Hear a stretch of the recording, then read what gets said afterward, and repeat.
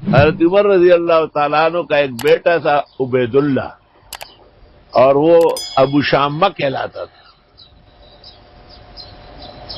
وہ مصر گیا تھا، وہاں انہوں نے طلا پیا، شربت پی لیا، اور وہ شربت عام وہاں پیا جاتا تھا، لیکن ابو شامہ کو اس سے نشہ چڑھ گیا۔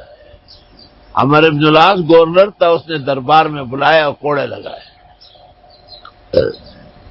حضرت عمر نے پوچھا کہ یہ کیا بات ہوئی، سب لوگوں کو تو باہر لگتے ہیں، اس کو دربار میں لگے۔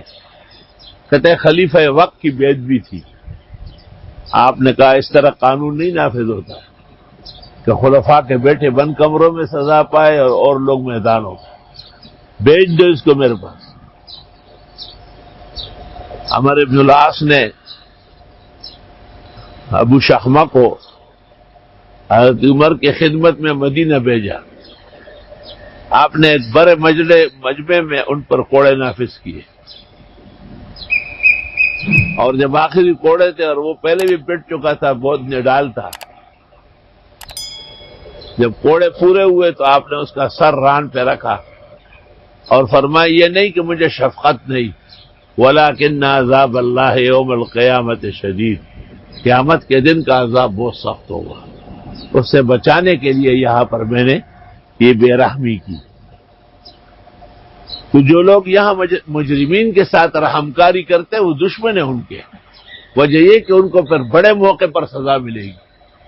اس کی مثال ایسی ہے جس طرح ایک نادان یا بچہ زہر کھانا شروع کرے اور آپ شفقت کی وجہ سے منع نہ کریں، لیکن گھنٹہ 2 گھنٹے کے بعد اس کی حالت دیکھیں گے، پھر آپ سنبھال نہیں سکیں گے۔